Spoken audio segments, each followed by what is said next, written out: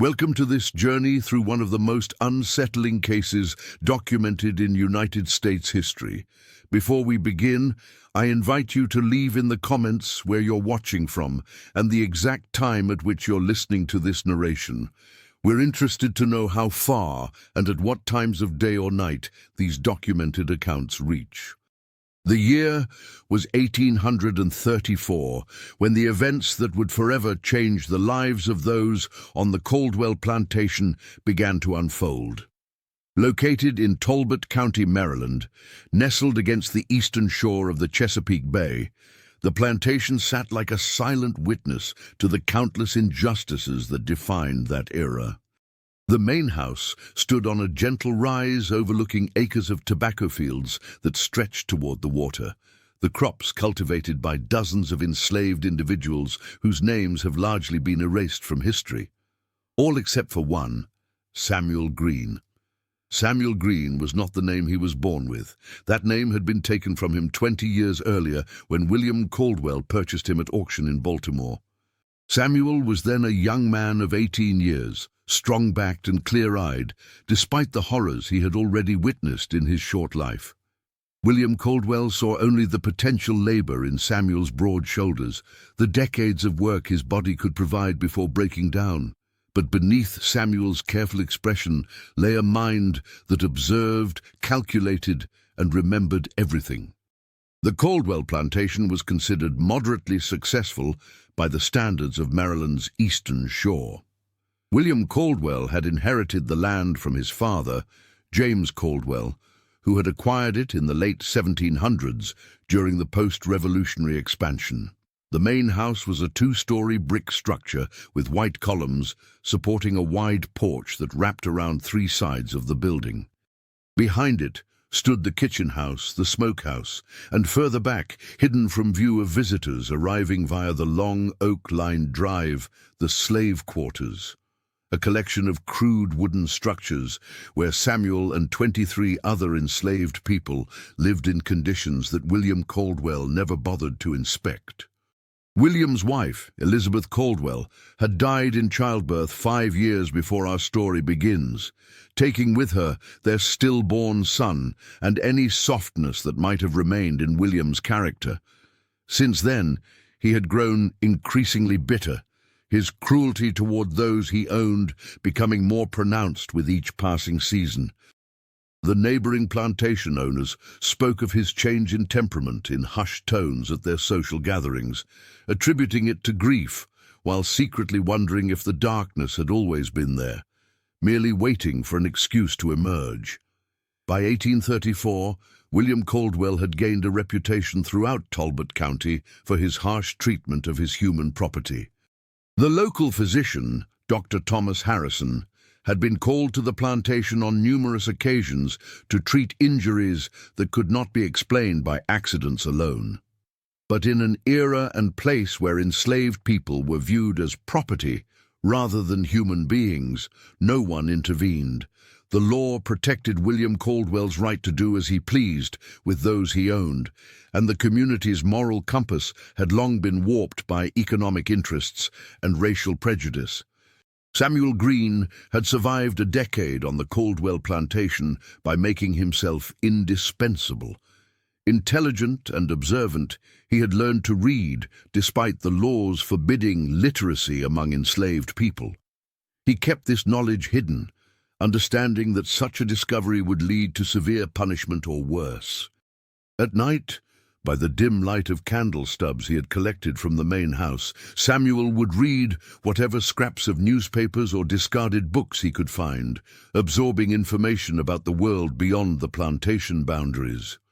It was through these stolen moments of reading that Samuel learned about the growing abolitionist movement in the North, about free black communities in places like Philadelphia and New York, about the Underground Railroad that helped enslaved people escape to freedom. These fragments of knowledge took root in his mind, growing into a dream that became more vivid with each passing day, the dream of freedom. Samuel was not alone in this yearning. Among the enslaved community on the Caldwell plantation was a woman named Martha Turner, Martha had been at the plantation longer than Samuel, arriving as a child when William Caldwell's father still ran the operation.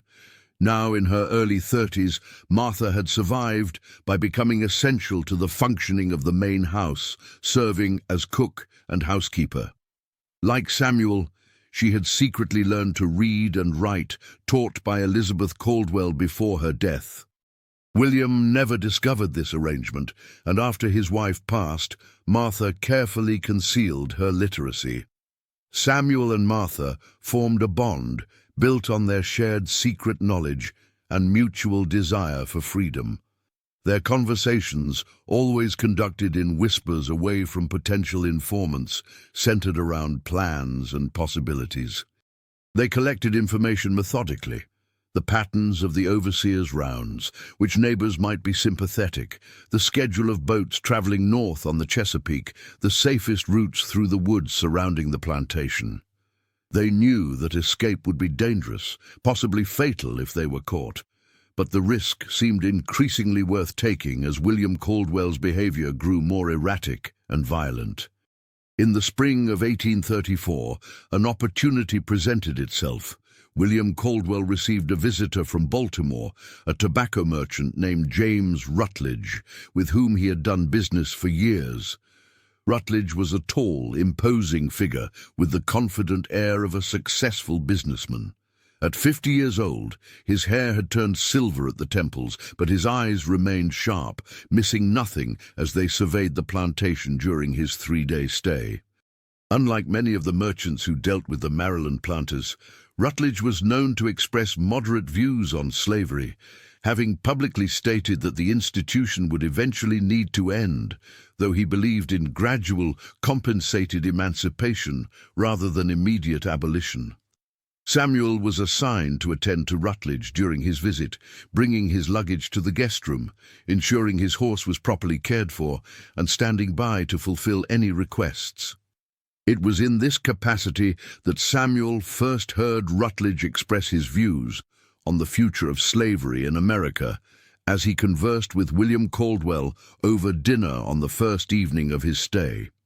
"The writing is on the wall, William," Rutledge said, his voice carrying through the open dining room window to where Samuel stood in the shadows of the porch. "The pressure from the North grows stronger each year.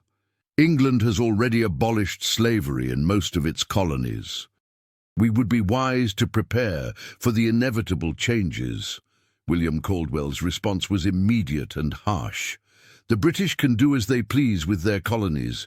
Here in Maryland, we understand the natural order of things. My father built this plantation with slave labor, as did his father before him. I will not apologize for continuing what they began." "I'm not suggesting you apologize," Rutledge replied, his tone measured. "Merely that you consider the direction in which the wind is blowing. Many planters are already transitioning to paid labor, finding it more economical in the long run. The cost of maintaining enslaved workers, particularly as they age, often exceeds what one would pay in wages." "And who would work my fields if not the slaves I own?" William demanded. "Free blacks? They would demand too much and work too little. Immigrants? They come with ideas about equality that have no place here." The conversation continued in this vein throughout the evening, with Rutledge making economic arguments for gradual emancipation and William Caldwell stubbornly defending the institution that provided his wealth and status. Samuel absorbed every word, his mind racing with the implications. Here was a white man of means and influence openly discussing the end of slavery, even if his timeline was longer than Samuel wished. Later that night, as Samuel discussed what he had overheard with Martha, a plan began to form. Rutledge would be at the plantation for 2 more days. If Samuel could somehow appeal to him directly, perhaps the merchant might help facilitate their escape. It was a desperate gamble, but the alternative, remaining under William Caldwell's increasingly unpredictable authority, seemed worse with each passing day. The next morning, Samuel found a moment alone with Rutledge as the merchant inspected the tobacco fields. William Caldwell had been delayed at the main house by the arrival of a neighbor, giving Samuel the opportunity he needed. "Sir," Samuel said quietly, approaching Rutledge with his eyes appropriately lowered as was expected, "I heard what you said last night about the future of our situation." Rutledge looked surprised, but not angry. "You were listening to our conversation?" "Not by choice, sir. I was attending to my duties on the porch." This was a partial truth, as Samuel had deliberately positioned himself to overhear. "I see. And what did you make of it?" Rutledge asked, his curiosity apparently overcoming any offense at being eavesdropped upon. Samuel took a deep breath, weighing his words carefully. "I believe you're right, sir. Change is coming. I've heard talk of it from others who pass through. And I've heard of places in the north where men like me can live free." Rutledge studied Samuel's face closely. "You're an intelligent man, aren't you? More so than Caldwell realizes, I suspect." Samuel remained silent, unsure how to respond to this observation. "Can you read?" Rutledge asked suddenly, lowering his voice. The question was dangerous. Admitting literacy could result in severe punishment, but Samuel sensed this might be his only chance. "Yes, sir." "I taught myself." A look of genuine respect crossed Rutledge's features. Impressive and dangerous knowledge in these parts. "Sir," Samuel said, emboldened by Rutledge's response, "I dream of freedom, not just for myself, but for others here, especially Martha, who works in the house. We've been planning, but we need help to get north." Rutledge's expression changed, growing more guarded. "You're asking a great deal, Samuel. What you suggest is illegal. I could lose my business, my standing in society." "You spoke of inevitable change last night," Samuel pressed, knowing he might never get another opportunity like this. "You spoke of preparation." "I was talking about gradual economic transitions, not illegal flight of property," Rutledge replied, though his tone lacked conviction. "Are we merely property, sir? Or are we human beings?" Samuel asked, daring to look directly into Rutledge's eyes. Before Rutledge could respond, they heard William Caldwell's voice calling from the direction of the main house. The merchant quickly stepped back from Samuel. "We will speak no more of this," he said quietly. "Return to your duties." Samuel's heart sank, but he had no choice but to comply.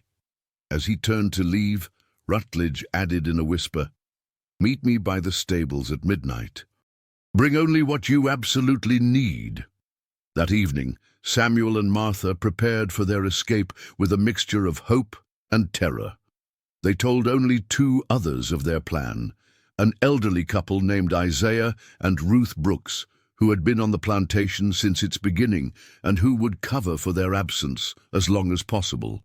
The 4 embraced in the darkness of the slave quarters, tears streaming down their faces as they acknowledged they might never see each other again. At midnight, Samuel and Martha slipped away to the stables, carrying small bundles containing the few possessions they could not bear to leave behind. A wooden carving Samuel had made of his mother, whom he had not seen since childhood, a scrap of fabric from a dress Elizabeth Caldwell had given Martha, a small knife, some dried food, and a crude map Samuel had drawn based on descriptions of the route north. James Rutledge was waiting for them as promised, his face grim in the moonlight. "My wagon is behind the tobacco barn," he whispered. "I've created a false bottom where you can hide. I'm leaving for Baltimore at dawn. Caldwell believes I'm departing a day early due to business concerns." "Thank you, sir," Martha whispered, her voice trembling with emotion. "Don't thank me yet," Rutledge replied. "The journey will be dangerous, and I can only take you as far as Baltimore. From there, you'll need to connect with others who can guide you north." "We understand," Samuel said. "We're prepared for whatever comes." Rutledge nodded solemnly. "Then hide in the barn until I come for you at first light, and pray we are not discovered." The hours until dawn passed with excruciating slowness. Samuel and Martha huddled together in the darkness of the tobacco barn, listening for any sound that might indicate discovery. They spoke in whispers about the future they hoped to build, about the possibility of reaching Philadelphia or beyond, about someday helping others escape as they were being helped. Despite the danger, there was a sense of exhilaration in taking this step toward freedom after years of forced submission. As the first hint of dawn lightened the eastern sky, they heard approaching footsteps and tensed, ready to flee if necessary. But it was Rutledge, his expression tense as he gestured for them to follow him quickly to the waiting wagon. The false bottom he had constructed was cramped, but would conceal them from casual inspection. As they prepared to climb inside, a voice cut through the pre-dawn stillness. "I believed better of you, Rutledge." William Caldwell stood 20 yards away, a shotgun aimed at the merchant's chest. His face was a mask of cold fury in the dim light. "Step away from my property," Caldwell continued, advancing slowly. "I had my suspicions when you announced your early departure. It seems they were well-founded." "Be reasonable, William," Rutledge said, his hands raised placatingly. "The world is changing. These people deserve—" "They are not people," Caldwell interrupted, his voice rising. "They are my property, same as this land, same as the tobacco they cultivate. And you are attempting to steal from me." Samuel moved protectively in front of Martha, his mind racing for a solution. Rutledge continued trying to reason with Caldwell, but it was clear from the plantation owner's expression that he was beyond rational discussion. His face was flushed with rage, spittle flying from his lips as he ranted about betrayal and the natural order. What happened next occurred with such speed that later accounts would differ in the details. William Caldwell, gesturing wildly with the shotgun, stepped forward and stumbled on an uneven patch of ground. The gun discharged, the shot going wide, but spooking the horses hitched to Rutledge's wagon. As the animals reared in panic, Caldwell lost his balance completely and fell. Samuel rushed forward, intending to disarm him before he could recover, but Caldwell was already rising, swinging the shotgun like a club toward Samuel's head. Samuel raised his arm defensively, and the impact of the gun barrel sent a shock of pain through his body. He grappled with Caldwell, both men falling to the ground in a desperate struggle for the weapon. Martha screamed for them to stop, while Rutledge attempted to calm the frightened horses and simultaneously move to separate the fighting men. The shotgun discharged a second time. When the echo of the blast faded, an unnatural silence fell over the scene. William Caldwell lay motionless on the ground, a spreading crimson stain visible on his chest, even in the dim light. Samuel stood over him, the shotgun now in his hands, his expression one of horror and disbelief. "God in heaven," Rutledge whispered, looking from Caldwell's body to Samuel. "I didn't mean—" Samuel began, but his voice failed him. "It doesn't matter what you meant," Rutledge said urgently. "A black man has killed a white plantation owner. There's no explanation that will save you now." "What do we do?" Martha asked, her voice surprisingly steady, despite the catastrophe unfolding before them. Rutledge was silent for a long moment, clearly weighing impossible options. Finally, he spoke. "Get in the wagon, now. We need to be miles from here before the body is discovered." Samuel hesitated, looking down at the shotgun in his hands and then at Caldwell's lifeless form. "Samuel," Martha said softly, taking his arm, "we have to go. This is our only chance now." With a numb nod, Samuel allowed her to lead him to the wagon. Rutledge quickly covered all traces of the struggle, then helped them into the hidden compartment. Within minutes, they were traveling down the long drive of the Caldwell plantation, leaving behind the only life they had known, and a dead man whose final expression had been one not of pain, but of shocked disbelief that his absolute authority had been so suddenly and completely ended. The journey to Baltimore passed in a blur of fear and confusion. Samuel replayed the confrontation with Caldwell countless times in his mind, trying to understand how events had spiraled so catastrophically out of control. Had he pushed the gun toward Caldwell during their struggle? Had Caldwell's finger been on the trigger? The uncertainty was a torment worse than any physical punishment he had endured on the plantation. Martha, sensing his anguish, held his hand in the darkness of their hiding place.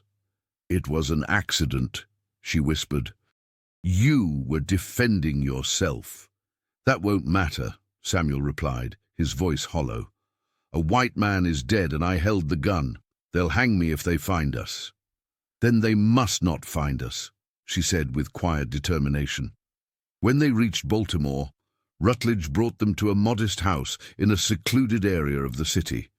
The woman who answered his knock was introduced only as Rachel, a Quaker who was known to assist those seeking freedom on the Underground Railroad. Rutledge explained the situation in hushed tones, while Samuel and Martha waited anxiously, certain that at any moment authorities would appear to arrest them for Caldwell's death. Rachel's expression remained composed as she absorbed the gravity of their situation. "The news will spread quickly," she said. "Every slave catcher and bounty hunter in Maryland will be searching for you once word reaches Baltimore. You cannot stay here long." "I've risked enough," Rutledge said, not meeting Samuel's eyes. "My involvement ends here." Rachel nodded, seemingly unsurprised by his decision. "You've done more than most would, James. Go with a clear conscience." After Rutledge departed, Rachel led Samuel and Martha to an attic room where they could rest while she made arrangements for the next stage of their journey. "Sleep if you can," she advised. "Tomorrow night you'll travel again, and it may be many days before you have another chance for proper rest." But sleep was impossible for Samuel. The events of the morning haunted him. Caldwell's face as the shot rang out, the sudden lifelessness of the man who had controlled his existence for so many years, the blood soaking into the ground of the plantation that had been his prison. He had dreamed of freedom for so long, but not like this. Not with the weight of a man's death, however accidental, on his conscience. Martha dozed fitfully beside him, occasionally murmuring in her sleep, her brow furrowed with concern, even in unconsciousness. Samuel watched over her, grateful for her unwavering presence in the chaos their lives had become. Whatever happened next, they would face it together. The following evening, Rachel introduced them to a man named John Parker, a free black conductor on the Underground Railroad, who would guide them to the next safe house. Parker was a powerfully built man with watchful eyes and few words, but his competence was evident in the efficient way he organized their departure. "We'll travel by night, rest by day," he explained as they prepared to leave Rachel's house under cover of darkness. "There are safe houses every 15 to 20 miles along our route, but the journey will still be dangerous. The news of what happened at the Caldwell plantation has already reached Baltimore. There's a substantial reward offered for your capture." Samuel nodded grimly, having expected nothing less. William Caldwell had been a prominent figure in Talbot County, and his death, especially at the hands of an enslaved person, would not go unpunished. Their journey north was a gauntlet of terrors, hiding in swamps when slave patrols passed nearby, crossing rivers in small boats during stormy nights when the water was too rough for pursuit, sleeping in root cellars and attics of sympathetic households who risked everything to shelter them. Each day brought new dangers, each night new trials as they pushed steadily northward through Maryland into Pennsylvania. As they traveled, Samuel and Martha heard whispers of the growing manhunt behind them. The story of Caldwell's death had spread, growing more sensational with each retelling. In some versions, Samuel had deliberately murdered his master in cold blood. In others, he had led a violent revolt that threatened to spread to neighboring plantations. The truth, a desperate struggle resulting in an accidental death, was lost amid the fear and prejudice that colored every account. 3 weeks after their flight from the Caldwell plantation, they reached Philadelphia, crossing into the city under cover of a thunderstorm that seemed providentially timed to mask their arrival. Their guide brought them to a small church in a predominantly black neighborhood, where they were met by a minister named Reverend William Johnson. "You're safe for the moment," Reverend Johnson told them after hearing their story. But Pennsylvania isn't secure enough given the circumstances. Slave catchers operate openly here, despite the state laws against slavery. We need to move you further north, to New York or Massachusetts, perhaps even to Canada. How long before we can move on? Martha asked, exhaustion evident in her voice despite her determination. A few days at most, the Reverend replied. I have contacts preparing for your arrival, but arrangements take time, especially in a case as complicated as yours. Samuel understood the unspoken concern. Harboring fugitive slaves was already dangerous. Harboring a fugitive accused of killing his master was exponentially more so. Everyone who helped them was at risk, a fact that weighed heavily on Samuel's conscience. During their brief stay in Philadelphia, Samuel and Martha were housed in a small room beneath the church, venturing out only at night and always in disguise. On their third evening in the city, Reverend Johnson brought them a newspaper from Baltimore. The front page carried an account of William Caldwell's death and the subsequent manhunt for his murderer. Samuel read the article with growing horror. According to the report, evidence had been discovered suggesting he had been planning the murder for months. Letters supposedly found in the slave quarters indicated a broader conspiracy involving other enslaved people on neighboring plantations. The article named Martha as his accomplice and James Rutledge as an unwitting dupe in their escape. Most disturbing of all was the news that Isaiah and Ruth Brooks, the elderly couple who had bid them farewell on the night of their escape, had been publicly whipped for failing to report the conspiracy, with Isaiah succumbing to his injuries days later. None of this is true, Samuel said, his hands shaking as he set down the paper. There were no letters, no conspiracy. And Isaiah and Ruth knew nothing beyond our plans to escape. Truth is often the first casualty when powerful interests are threatened, Reverend Johnson replied solemnly. William Caldwell's death frightened many plantation owners. The story of a calculated murder plot serves their purposes better than an accidental death during an escape attempt. Martha took Samuel's hand, her eyes filled with tears for the innocent people suffering because of their flight. We can't change what happened, she said softly. All we can do now is survive and make our freedom mean something. The next day, Reverend Johnson informed them that arrangements had been finalized for the next leg of their journey. They would travel north that very night, making their way to Albany, New York, where a community of abolitionists had prepared a more permanent refuge. From there, depending on the intensity of the pursuit, they might continue to Canada. As they prepared to depart, Samuel was struck by a realization. We need different names, he said to Martha. Samuel Green and Martha Turner must disappear completely. She nodded in understanding. The names they had been given as enslaved people were part of their bondage, assigned by those who claimed ownership over them. In freedom, they would choose their own identities. From this day forward, I am Benjamin Freeman, Samuel declared, the symbolism of the surname not lost on either of them. Martha considered for a moment before saying, "And I will be Grace, Grace Freeman." Reverend Johnson recorded their new names in a small book he kept hidden beneath a floorboard in his office, a registry of those who had passed through on their journey to freedom. Benjamin and Grace Freeman, he repeated, a sad smile crossing his face. May your new names bring you the peace and dignity you deserve.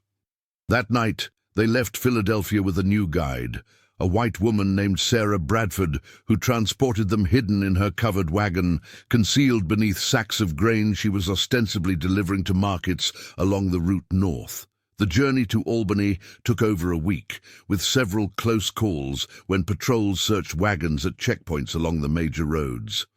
By the time they reached Albany in mid-June of 1834, the immediate furor over William Caldwell's death had begun to subside, though the reward for their capture remained in effect. The abolitionist network in Albany, led by a former Quaker named Thomas Wilson, helped establish Benjamin and Grace in a small house on the outskirts of the city. Wilson owned a printing shop and offered Benjamin work-setting type, a skill he quickly mastered thanks to his secret literacy. For the first time in their lives, Benjamin and Grace experienced a tentative freedom. They married in a small ceremony performed by a sympathetic minister, worked for wages, and began to build a life that had seemed impossible just months before. Yet the shadow of the past hung over them constantly. Each unexpected knock at the door brought a surge of terror. Each new arrival from the South was questioned carefully about news from Maryland and the ongoing search for Samuel Green and Martha Turner.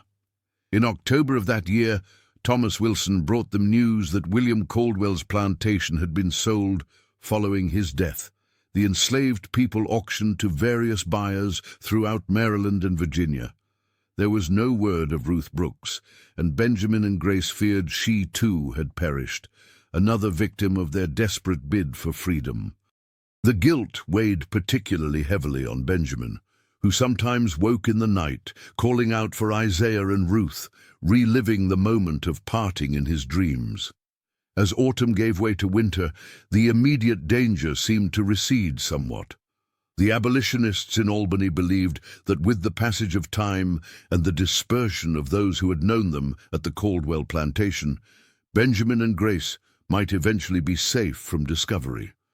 Still, they remained vigilant, aware that a single moment of carelessness could destroy everything they had built. In January of 1835, Grace discovered she was with child. The news brought both joy and fear. Joy at the prospect of a child born into freedom, fear that this new responsibility would make them more vulnerable if they needed to flee again. Benjamin threw himself into his work at the printing shop, saving every penny to prepare for the baby's arrival and the possibility that they might need to move further north on short notice. Their son was born in August of 1835. A healthy boy they named Isaiah, in honor of the man who had sacrificed his life for their freedom. As Grace recovered from the birth, Benjamin spent hours simply watching his son sleep, marveling at the tiny hands and peaceful expression of a child who would never know the lash or the auction block, who would grow up with his name as his own possession rather than that of a master. For nearly 2 years, they lived in this state of cautious happiness, building connections within Albany's free black community and the circle of white abolitionists who supported them. Benjamin's skill as a typesetter led to increased responsibility at Wilson's print shop, where he began to assist with the publication of abolitionist pamphlets and newspapers. Grace, with baby Isaiah strapped to her back, took in laundry and sewing to supplement their income. Then, in the spring of 1837, their fragile peace was shattered. A new family had arrived in Albany from Baltimore, and the husband, a carpenter named William Barnes, began working at a shop near Wilson's printing business. One afternoon, as Benjamin was delivering completed pamphlets to a nearby church, he and Barnes passed each other on the street. There was a moment of mutual recognition, a flash of shock in Barnes's eyes that confirmed Benjamin's worst fear. This man knew who he was. Barnes had been a free black artisan who had occasionally done work at the Caldwell plantation. He had seen Samuel Green many times, and though years had passed and Benjamin's appearance had changed somewhat, he now wore a full beard and dressed in the manner of northern working men. The carpenter had recognized him. Benjamin returned to the print shop in a state of barely controlled panic, explaining the situation to Thomas Wilson.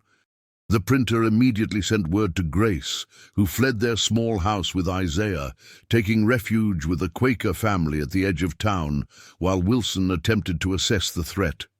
Did Barnes intend to report them? Was he aware of the reward still offered for their capture? Would he recognize the connection between Benjamin Freeman and the fugitive Samuel Green? Wilson approached Barnes the following day, inviting him to a private conversation at the print shop after hours. The discussion that followed was tense, with Barnes initially denying any recognition before finally admitting that he believed Benjamin to be the fugitive from Maryland. "I have no intention of reporting him," Barnes assured Wilson. "I left the South to escape such injustice myself, but others might not be so understanding. There are those newly arrived from Baltimore who knew of the Caldwell case and might recognize him as I did." Wilson, grateful for Barnes's discretion but alarmed by the wider implications, brought this news to Benjamin and Grace that evening. "It's no longer safe for you here," he told them gently.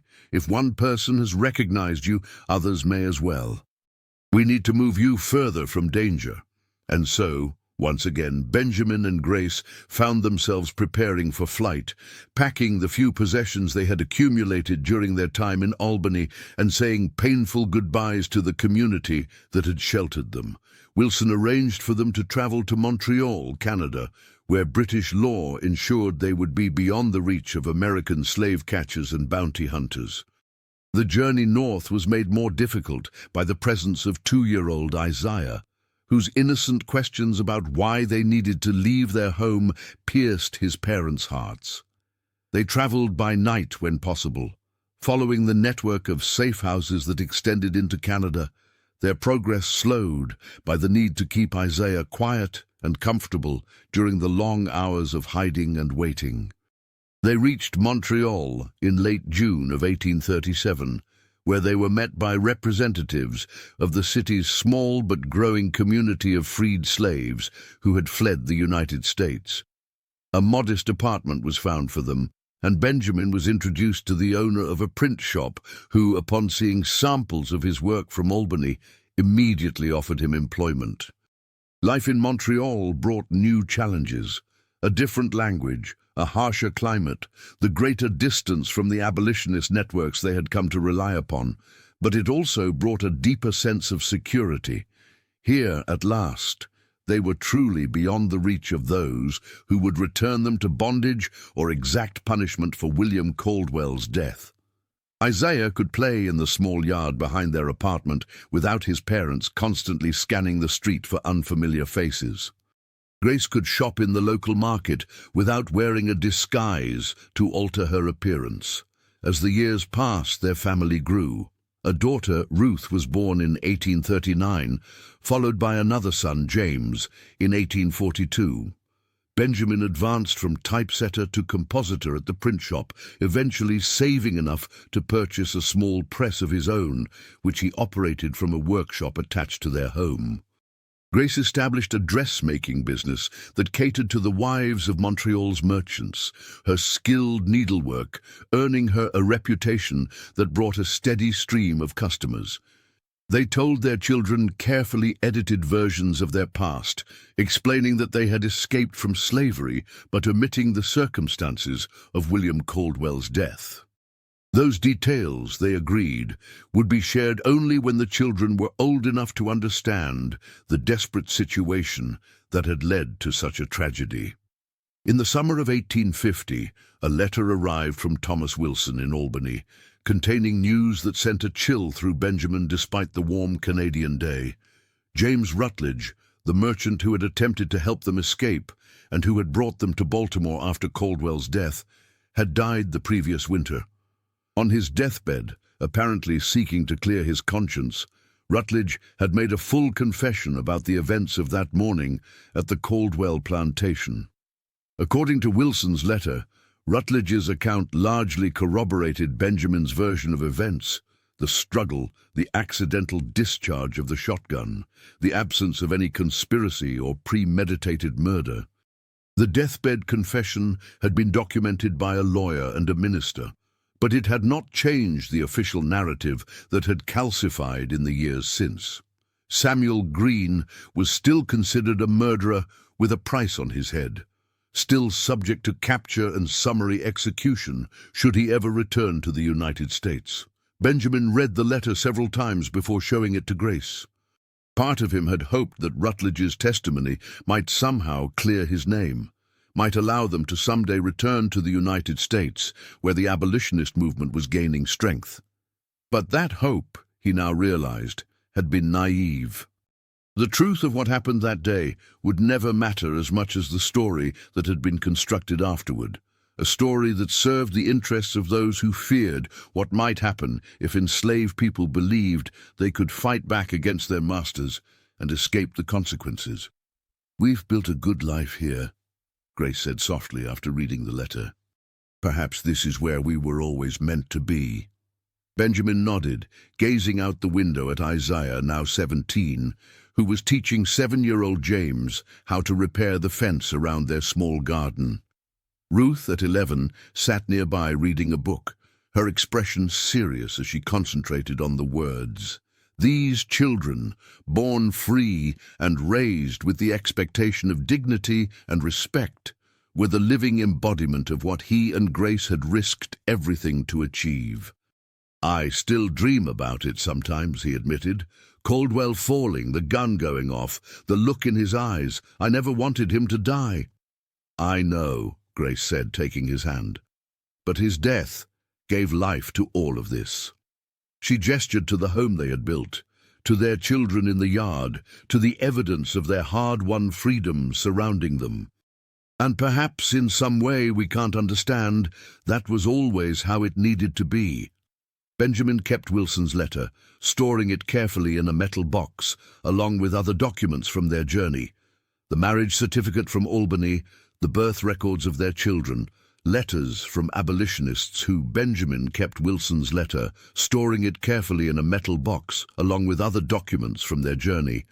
The marriage certificate from Albany, the birth records of their children, letters from abolitionists who had helped them along the way. These papers were a tangible record of their transformation from Samuel Green and Martha Turner, enslaved people owned by William Caldwell, to Benjamin and Grace Freeman, free citizens building a life in Montreal. As the years passed, their children grew into adulthood, each forging their own path in a world that, while still deeply flawed and prejudiced, offered them opportunities their parents had been denied. Isaiah, the oldest, showed an aptitude for mechanical work and became an apprentice to a successful wheelwright. Ruth inherited her mother's skill with needle and thread, eventually taking over the dressmaking business as Grace's eyesight began to fail in her 50s. James, the youngest, shared his father's love of words and books, working alongside Benjamin in the print shop while studying law in the evenings under the tutelage of a sympathetic attorney.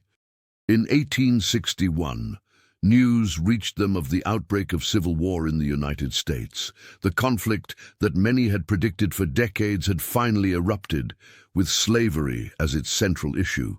Benjamin followed the reports avidly, reading every newspaper account he could find, sometimes staying up late into the night discussing the war's progress with James, who at 19 had developed strong opinions about justice and equality. "Do you ever think about going back?"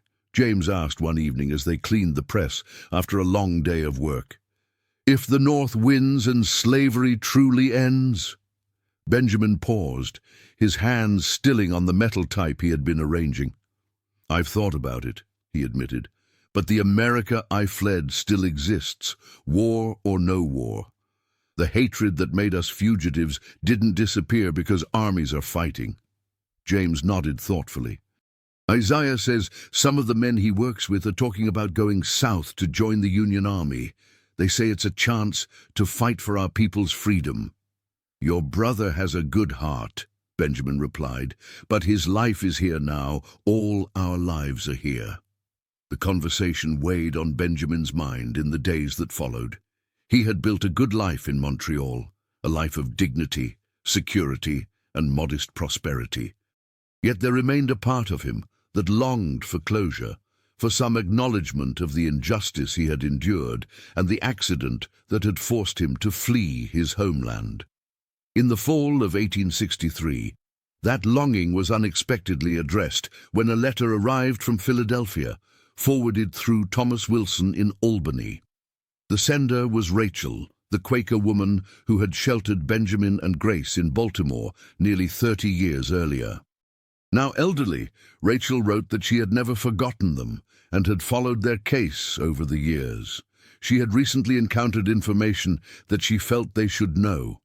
According to Rachel's letter, a Union officer named Colonel Edward Thompson had occupied the former Caldwell Plantation, which was now being used as a temporary headquarters and hospital for Union troops. While exploring the main house, Thompson had discovered a hidden compartment in William Caldwell's desk containing a journal that spanned the years 1830 through 1834. The journal, which Thompson had shared with Rachel due to her known abolitionist activities, contained entries that painted a disturbing picture of Caldwell's mental state in the months before his death. He described increasingly violent fantasies about punishing those he owned, particularly Samuel, whose intelligence he had recognized and had come to fear. The final entry, dated just 3 days before his death, contained a chilling passage. Green continues to watch me with those knowing eyes. He thinks I don't see how he studies the newspapers when he thinks no one is looking. He believes himself clever, but I know what he plans. I will not wait for him to act. Better to make an example now, before the others follow his lead. Rachel wrote that Colonel Thompson had been sufficiently troubled by the journal to conduct interviews with elderly people in the area who remembered the Caldwell plantation. One former overseer, now in his 70s, admitted that William Caldwell had been planning to sell Samuel to a notoriously brutal plantation in Louisiana, separating him from Martha, whom Caldwell intended to keep at the Maryland plantation. The sale had been arranged for the day after James Rutledge's scheduled departure. I share this information not to reopen old wounds, Rachel wrote, but to confirm what you have likely always known, that your escape that morning was truly a matter of life and death, and that what happened during the struggle was an act of self-defense in the most profound sense. Benjamin read the letter aloud to Grace that evening after the children had gone to their own homes. They sat together in silence for a long time afterward, absorbing the confirmation of the danger they had sensed, but never fully known during those final days on the plantation. "He would have separated us," Grace said finally, her voice steady despite the emotion in her eyes. "Sold you away to die in Louisiana, kept me there alone." Benjamin nodded, remembering Caldwell's erratic behavior in the weeks before their escape, the strange way he had sometimes stared at Samuel with a mixture of fear and hatred. "We knew something was wrong. We just didn't know what." "And now?" Grace asked. "Does knowing this change how you feel about what happened?" Benjamin considered the question carefully. "It doesn't change what happened. A man died because of my actions, however unintended, but perhaps it changes how I can live with it. Caldwell made his choice when he decided to sell me away from you. When he came at us with that shotgun, he chose that ending, not me." The American Civil War ended in 1865, and with it, legal slavery in the United States.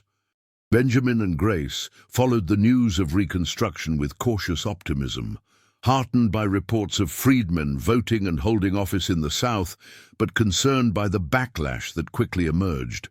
Their children, particularly James, who had become increasingly involved in discussions about racial equality, pressed them to consider returning to the United States now that slavery had been abolished.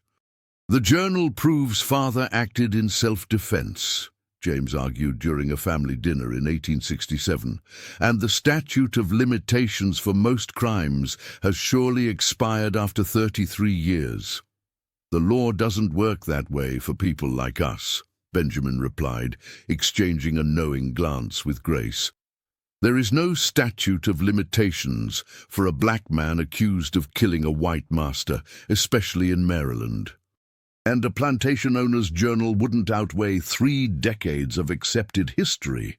Isaiah, now 32 and married with 2 children of his own, supported his father's caution.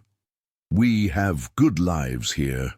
Our children are Canadian, born free and raised without the shadow of American slavery. Why risk that? Ruth remained quiet during these discussions, though Benjamin noticed her watchful eyes moving between her brothers and her parents, absorbing every word.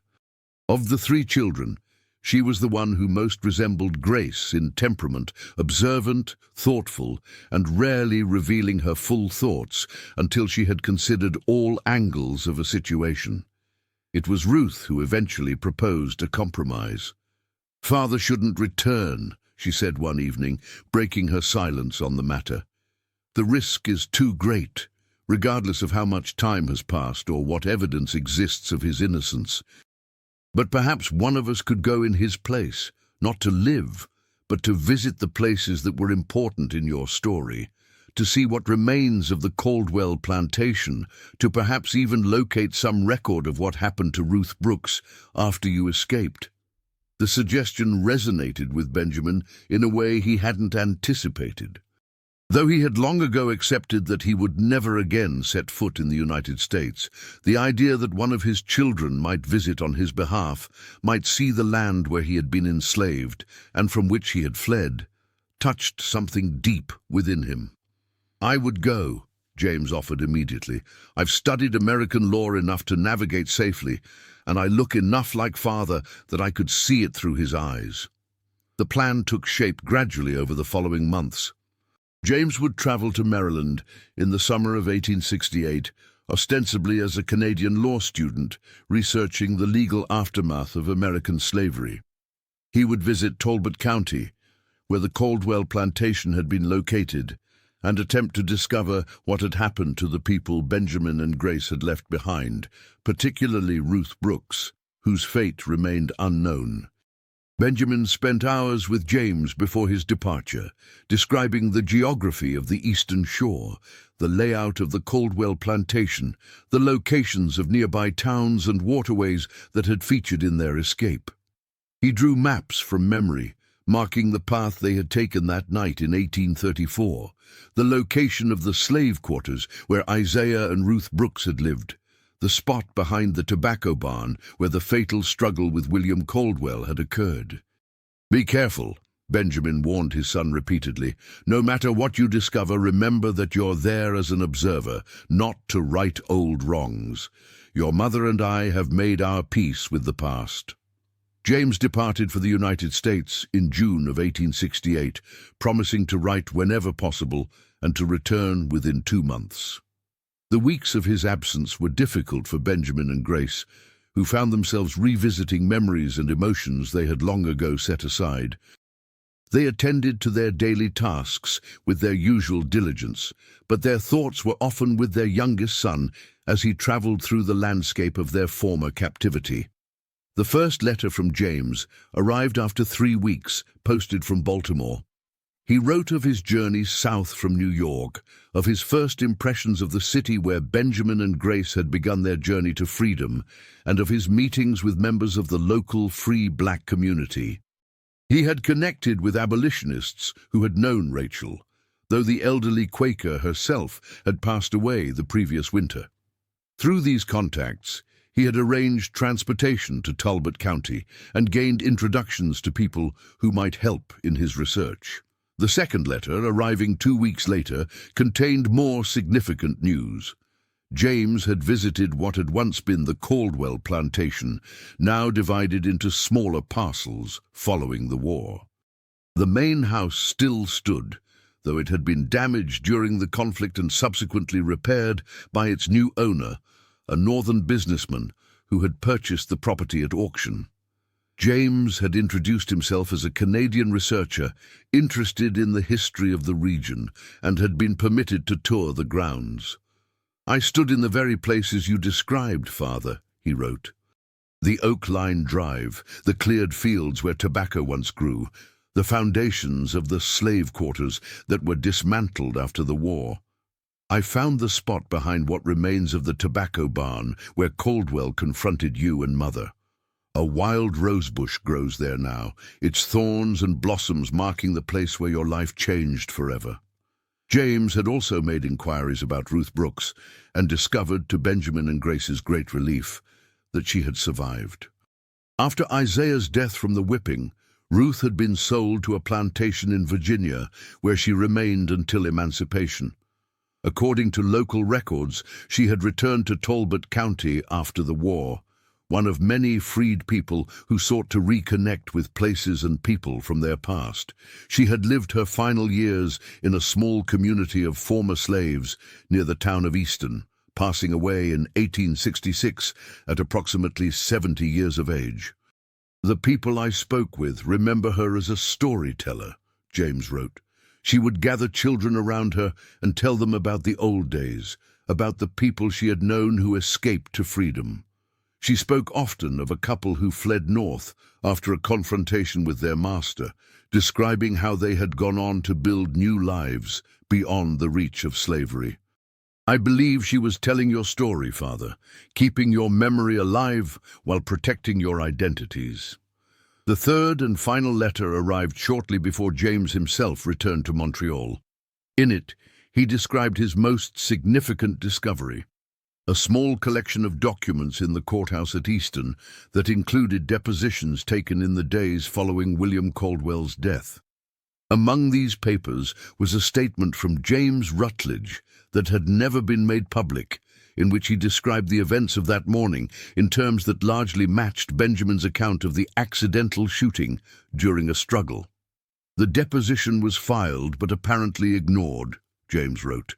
"The narrative of a deliberate murder had already taken hold, fueled by the fears of other plantation owners who saw in Caldwell's death a threat to their own authority.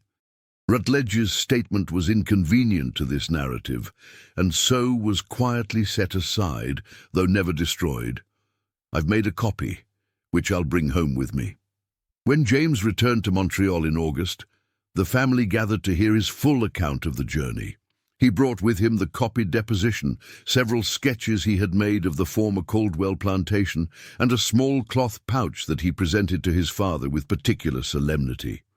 "This belongs to you," he said, placing it in Benjamin's hands. Inside the pouch was a smooth black stone, approximately the size of a man's thumb. Benjamin stared at it in confusion before understanding dawned in his eyes.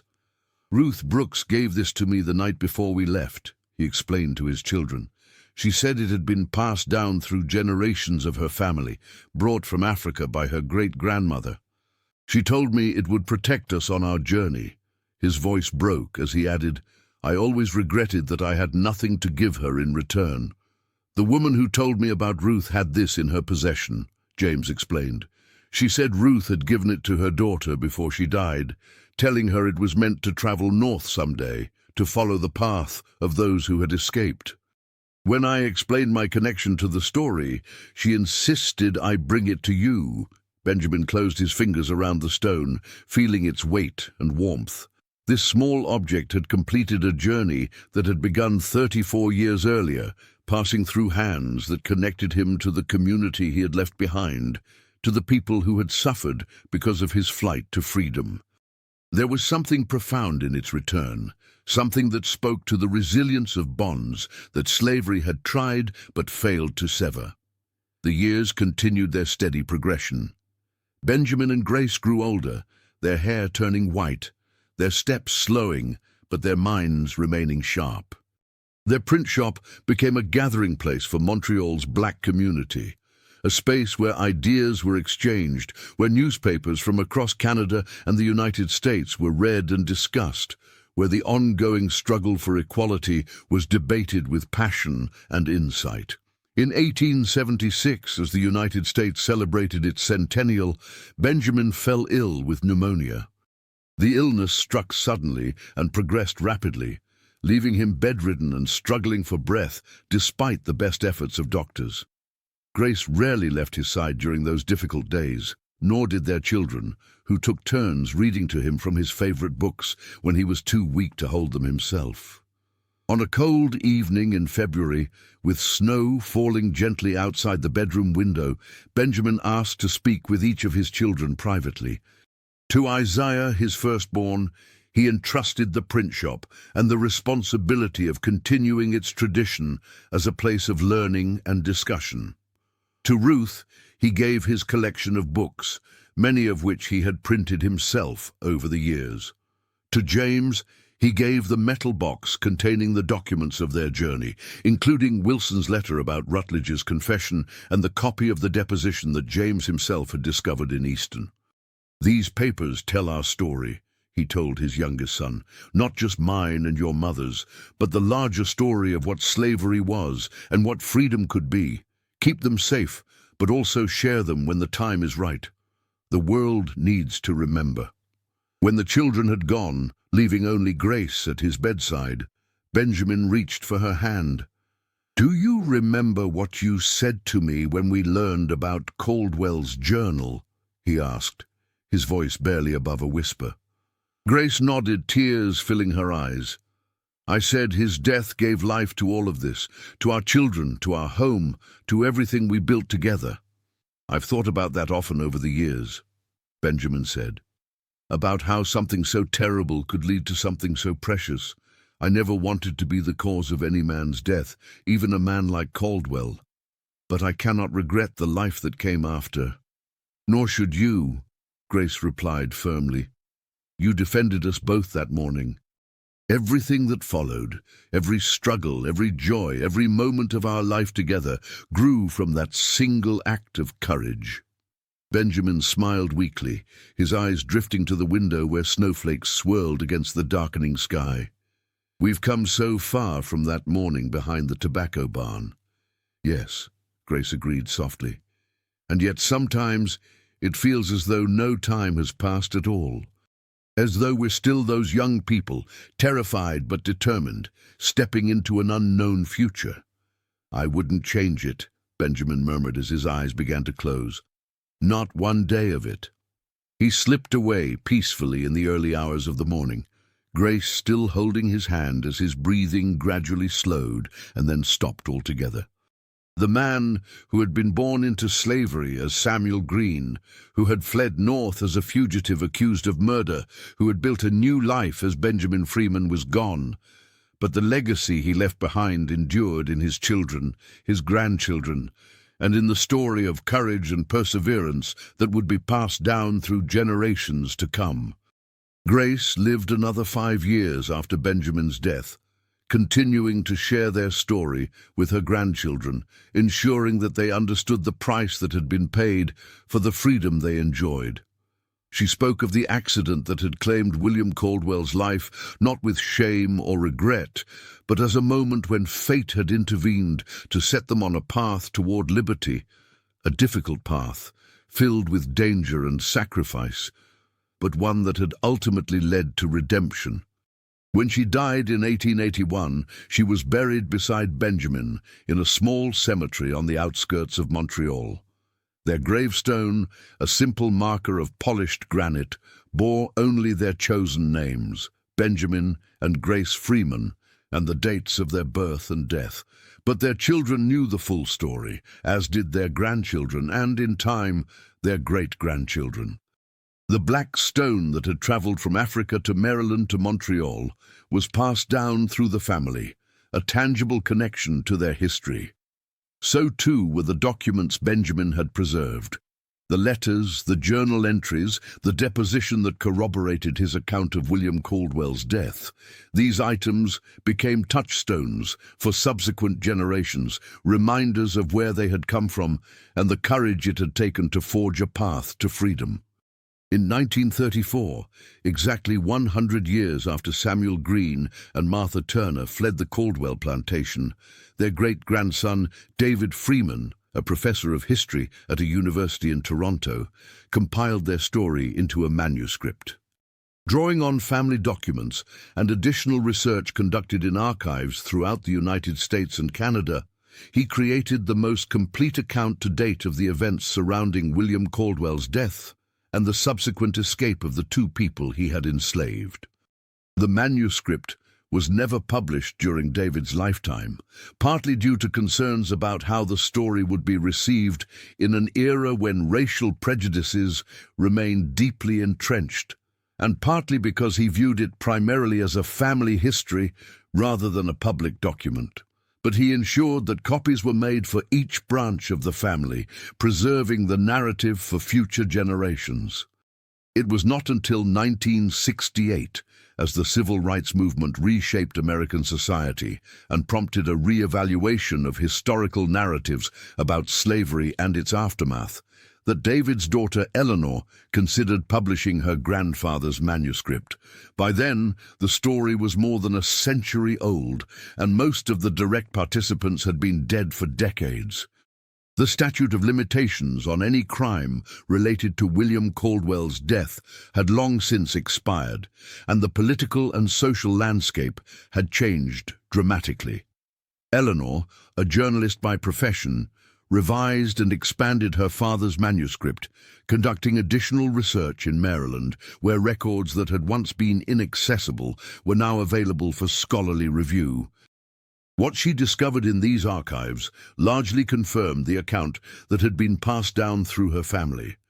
The accidental nature of Caldwell's death, the fabricated conspiracy that had been constructed afterward, the deliberate suppression of evidence that might have contradicted the official narrative. When Eleanor finally published The Freeman Legacy in 1972, it was received with significant interest by historians studying the antebellum South and the Underground Railroad. The documented journey of Samuel Greene and Martha Turner, later Benjamin and Grace Freeman, provided a detailed case study of how enslaved people navigated the dangerous path to freedom and how the institutions of slavery worked to control not only their bodies, but the narratives surrounding their resistance. Some descendants of the Caldwell family initially contested the book's portrayal of their ancestor, but the documentary evidence Eleanor had assembled, including William Caldwell's own journal entries and James Rutledge's suppressed deposition, ultimately proved persuasive. In a gesture of reconciliation that received national attention, representatives of the Caldwell and Freeman families met in 1975 at the site of the former plantation to acknowledge their shared history and the tragedy that had connected their lineages. A small memorial was erected near the spot where the fatal struggle had occurred, bearing an inscription that read, "On this ground in 1834, a confrontation born of the injustice of slavery led to an accidental death and a desperate flight toward freedom. May the truth of what happened here remind us of our common humanity and our ongoing responsibility to uphold the dignity of every human life."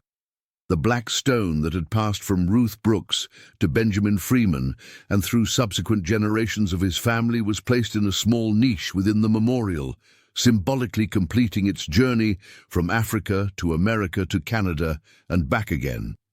A descendant of Ruth Brooks, located through Eleanor's research, participated in the ceremony, bringing the intertwined stories of these families full circle after more than a century.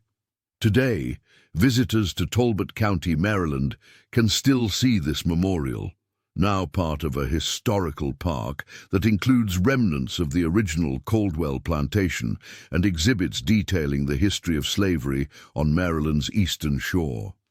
The story of Samuel Greene and Martha Turner, of their transformation into Benjamin and Grace Freeman, and of the accidental death that precipitated their flight to freedom, serves as a powerful reminder of the complex and often tragic ways in which the institution of slavery shaped individual lives and continues to influence our understanding of American history. The sound that still echoes from that fateful morning in 1834 is not just the report of a shotgun discharged in struggle, but the enduring call for justice, dignity, and recognition of our shared humanity that resonates across generations. It reminds us that history is never as simple as the stories we tell about it, that beneath the official narratives lie countless individual experiences of resistance, resilience, and the unwavering pursuit of freedom against overwhelming odds.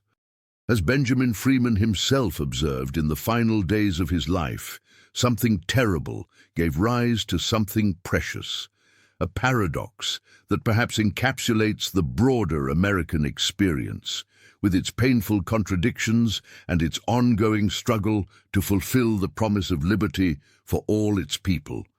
The legacy of that struggle continues to this day, a testament to the courage of those who, like Samuel Greene and Martha Turner, refused to accept the boundaries that others had placed upon their lives and dared to imagine a different future for themselves and for generations yet unborn.